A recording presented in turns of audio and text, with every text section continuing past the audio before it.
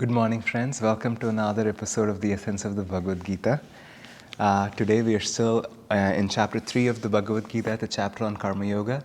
And the verse I picked for this class is verse 15 of the third chapter. As always, I'll first read the verse and we will share a brief commentary and discuss some of the ideas present. This is how the literal Sanskrit verse goes. Karma brahmod bhavam vidhi brahmakshara samudbhavam tasmat sarvagatam brahma nityam yagne pratishtitam.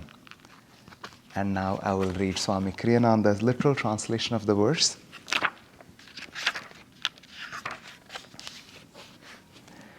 Know this divine vibratory activity to have been produced by Brahma, the cosmic creative force. A Yagnya, or sacrificial self-offering, brings the great cycle of cosmic manifestation back at last to itself. Now, I was reading some of these verses last night from the Gita in chapter 3. I think we looked at 8th verse of 3rd chapter in the last satsang, which was a couple of weeks ago. And I was so impressed by some of these ideas that Swami Kriyananda describes in great detail when talking about these verses. It was very hard for me to pick just one verse. Like I've been doing in some of these past satsang, I'm actually going to talk about more than just the 15th verse. I just picked this one because it's sort of the gemstone in this entire section. But these verses, starting from verse 10 to 15 of the 3rd chapter, they all talk about the same idea, and I want to touch upon more than the 15th verse, 10, 13, and a few other verses in this section, because they all talk about the idea of Yagnya. Now, this is a very common, popular Sanskrit word, especially when you study the Gita. And it's also a word that is commonly used in India, even if you're not from India and if you've not heard this word before and this is the first time you're hearing it. It is an important concept that Krishna is addressing and discussing with Arjuna. And this section, Krishna explains it beautifully, but I was even more impressed, and I don't know if impress is the right word, but I was really, really thrilled to read Swami Kriyananda's commentary, because there were so many fresh insights that I got reading this section of the Gita yesterday. And I'm not somebody who generally uses markers and pens to underline things on text, but yesterday I couldn't resist myself that I went ahead and noted a lot of points in this section. I want to first start by actually reading the literal translation of verse 10 of the 3rd chapter, because again, I think this is where the concept of Yagnya is first introduced, and the next 20 minutes we'll be discussing that in detail. So this is how Swami Kriyananda translates this verse. I have to say, the reason I was saying I was very impressed is because this is literally true to what Gita is describing in the Sanskrit language, but also it's slightly different from most of the translations that one might come across. And I find this very helpful, both in order to understand the underlying principles that Krishna is explaining to Arjuna, and also to know how we can practically apply these in our lives. So this is how Swami translates the 10th verse of chapter 3. Prajapati, or God in the aspect of creator, brought mankind into manifestation, and in doing so gave man the potential for self-offering into higher awareness. Along with this gift, he enjoined mankind, whatever you desire, seek it by offering energy back to the source of all energy. Let this sacrifice, or Yagnya, be your milch cow of fulfillment. Now, these are wonderful images that the Gita presents, the milch cow of fulfillment. Now, what I was drawn the most to in this particular verse and this translation of Swami Kriyananda, I have to say, because I was referring previously, it is translated many other ways. Some of you may not have read other commentaries on Gita. The Gita is something that I was very drawn to even from a very young age, and I did sometimes read through other translations of the Gita, and I've studied Sanskrit in school, growing up in high school, so these are things that are part of text. And generally, this verse is translated as Prajapati, or God as the creator, gave man Yagnya so that he could use and perform these sacrifices in order to fulfill, in order to achieve fulfillment in his life. And Swami expands it a little further. I really, really appreciate how he says, God gave man the potential for self-offering into higher awareness, because that's truly what we are talking about. What God has given us is not a set of rules. What God has given mankind when he created and when he created man in his image, that's how the Bible puts it, that man was created in the image of God. What does that mean? Is that God has given each human person this potential for self-offering into a higher awareness. Not just a set of rules, not just sacred rituals, not mantras and incantation. Now, I want to balance it by saying all those are very helpful, and that's really one of the things that I want to touch upon and talk about today. But this is the underlying principle or the essence of what the Yagnya is, which is the self-offering into higher awareness. And he says, along with this gift, he enjoined mankind, use this gift. Use this potential that you have. Not all creatures have this potential, but man has been given this unique ability to offer his energy upward. So use this gift for your own fulfillment. And that's where the concept of Yagnya begins. And Yagnya is that action that takes us toward God, but in essence, it's that action of offering our energy upward. It is that act of offering our energy into higher awareness. And, there are a lot of concepts that we are talking about here, first of all. I have to say that. Because in this third chapter, we are in the section, we are talking about Karma Yoga, which is essentially we are talking about freedom or liberation through action. How do you act in this world? So there is this idea of acting without attachment for our own salvation, our liberation, and this idea of sacrifice, and then this idea of self-offering into higher awareness. And we are using the word Yagnya. Now, how do we tie all of this together? Now, I was thinking about the word sacrifice itself. Because here you're talking about acting without attachment.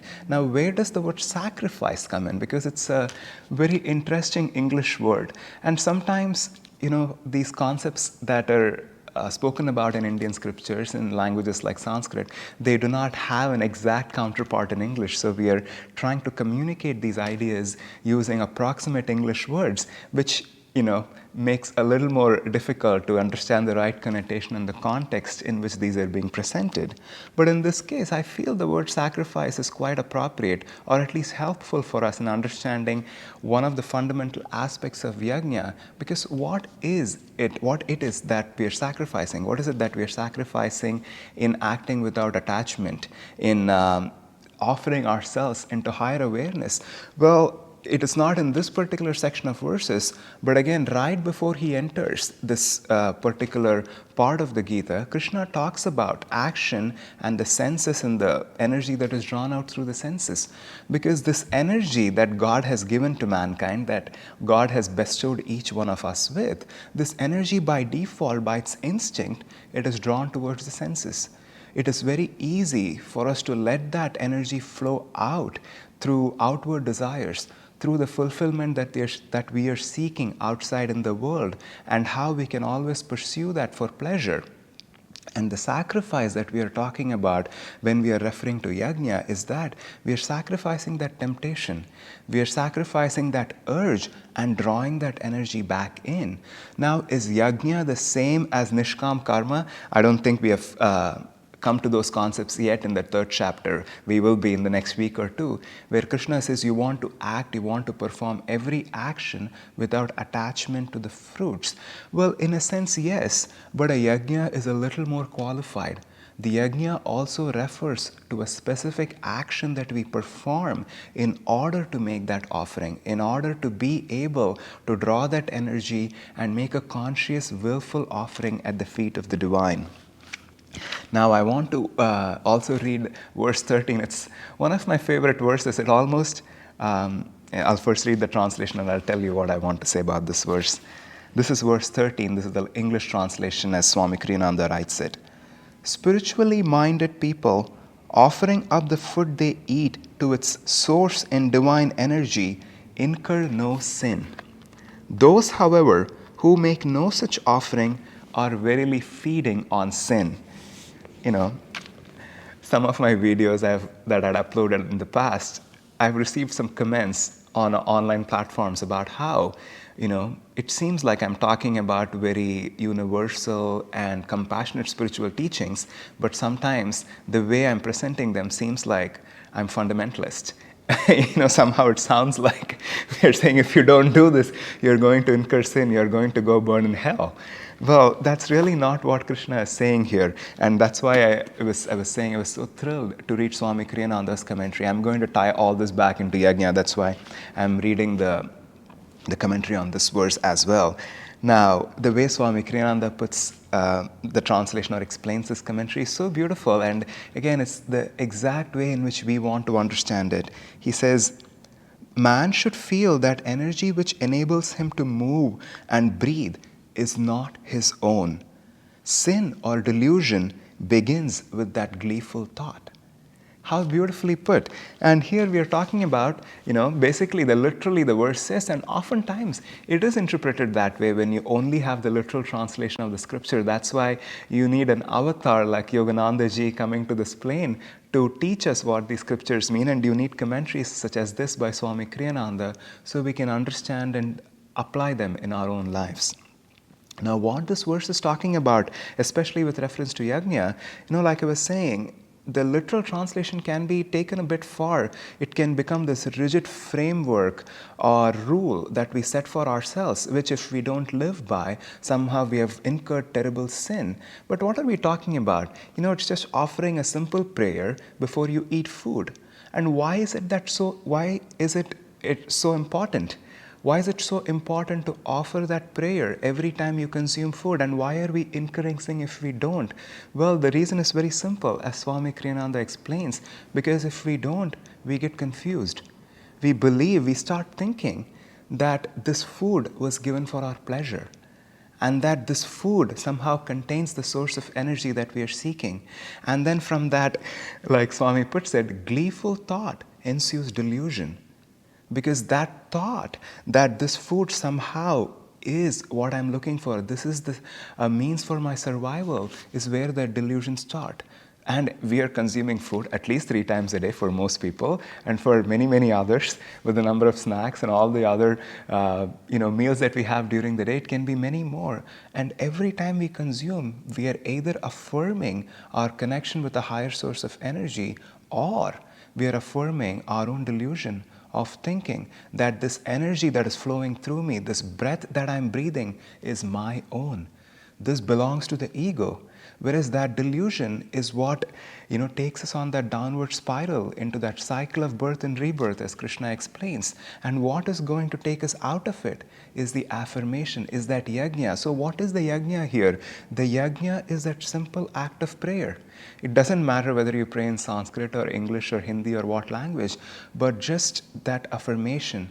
Every time before eating, once you start doing this, I have to say, talking of some mundane aspects of things, when you start cultivating this habit, it almost becomes so natural that you don't have to even make an effort. Every time somebody hands me a fruit or something, the first thing I do is I close my eyes, I focus my gaze here at the point between the eyebrows, and even if I'm not necessarily thinking of ideas or words, but I call upon my Guru, I call upon Yogananda ji, I call upon God, and I make a simple offering of gratitude, of this acknowledgement that this food is not coming just from the store, it's not coming from this person who gave it to me, and this is not the source of my energy.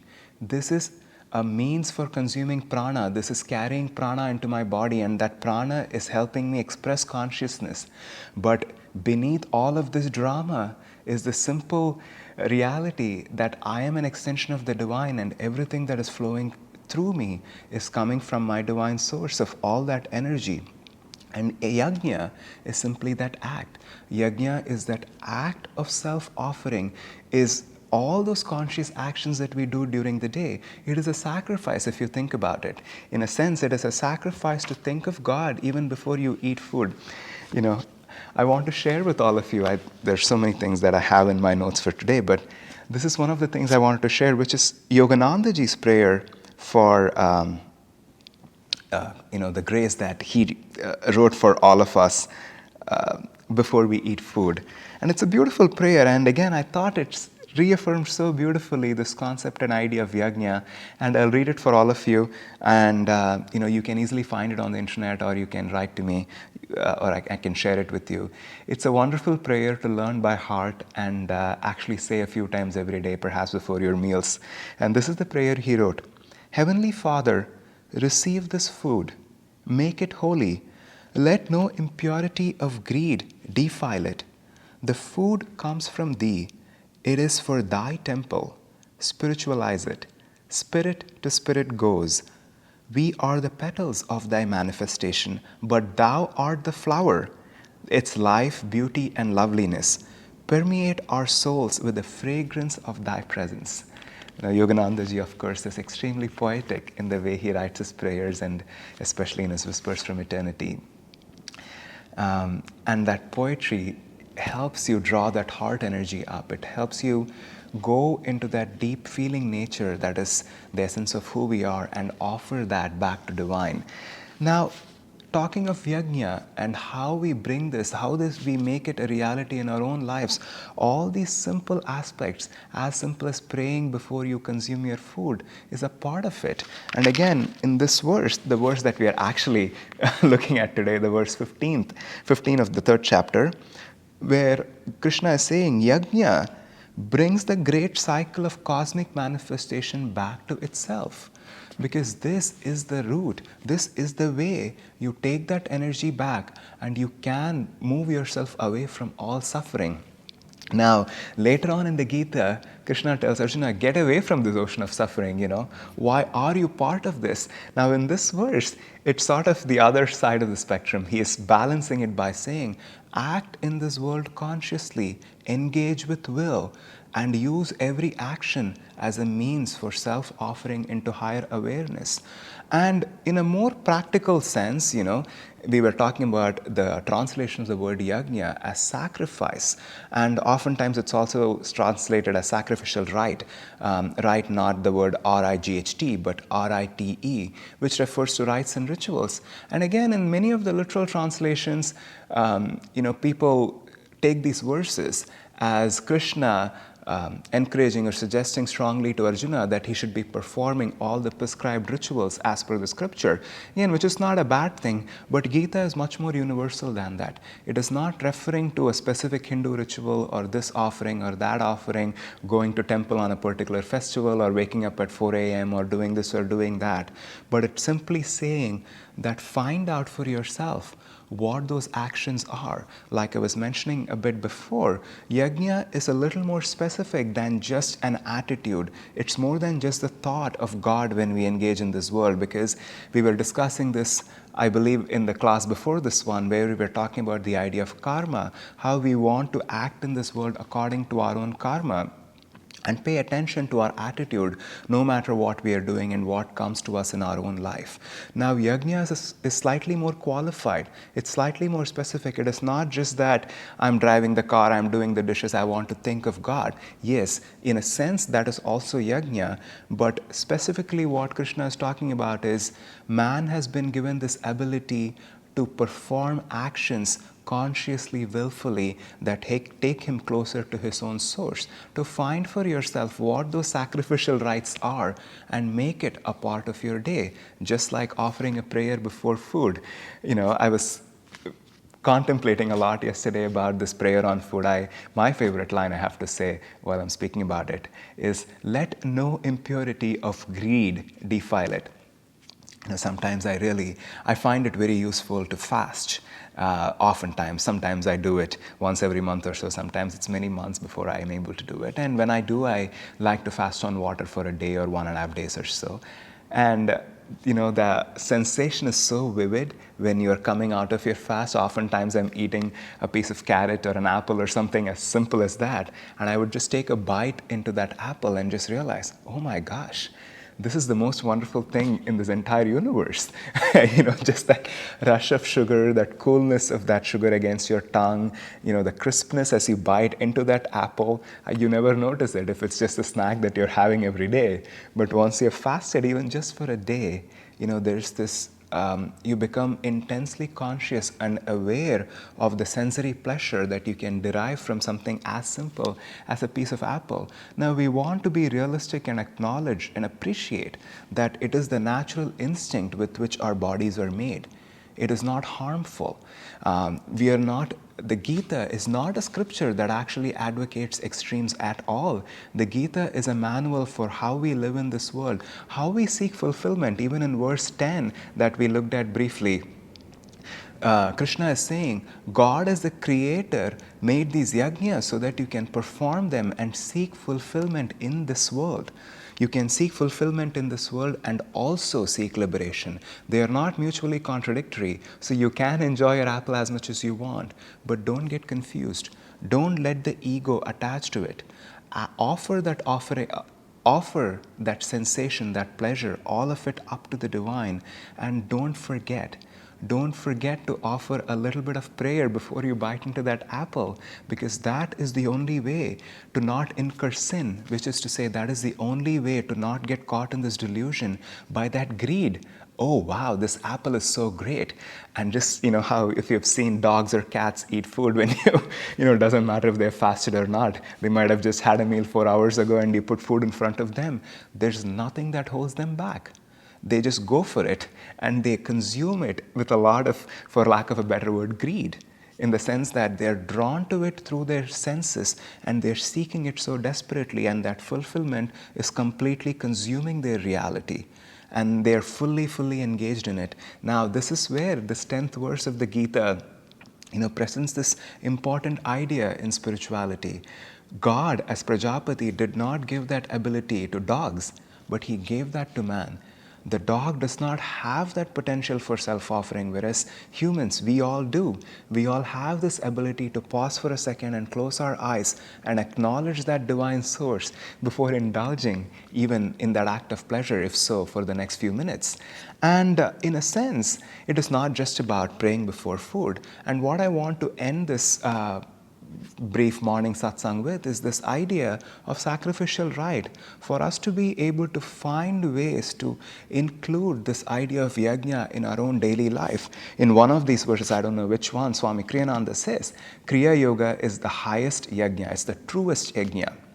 And he says, I think I'm exactly quoting him or slightly paraphrasing, he says, because this act of pulling our energy away from the senses and drawing the kundalini up and offering it at the spiritual eye, that is the highest form of self-offering. It is the highest action that one can perform in this world while you're in this world. And the word Kriya itself, it means action.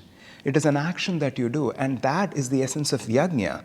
And when you, for those of you who have learned Kriya Yoga or are drawn to the path of Kriya Yoga, you might be already aware that anytime you're initiated into a sacred technique like the Kriya Yoga, in that ceremony where you're given this technique, you take a vow. And what is that vow? You take a vow that you will perform this Yagnya every day for the rest of your lives.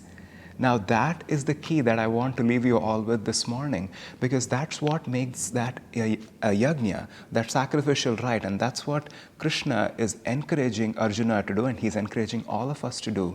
Now, if you are drawn to Kriya Yoga, certainly do not miss your Kriya practice. Make it a part of your daily life. Remember, this is a sacred vow. It is a gift that has come to us from Krishna, from Babaji. But it doesn't matter even if that's not your specific practice or path that you follow. Maybe meditation it is. You want to make sure you're punctuating your day every single day with a meditation practice. That's your yagnya.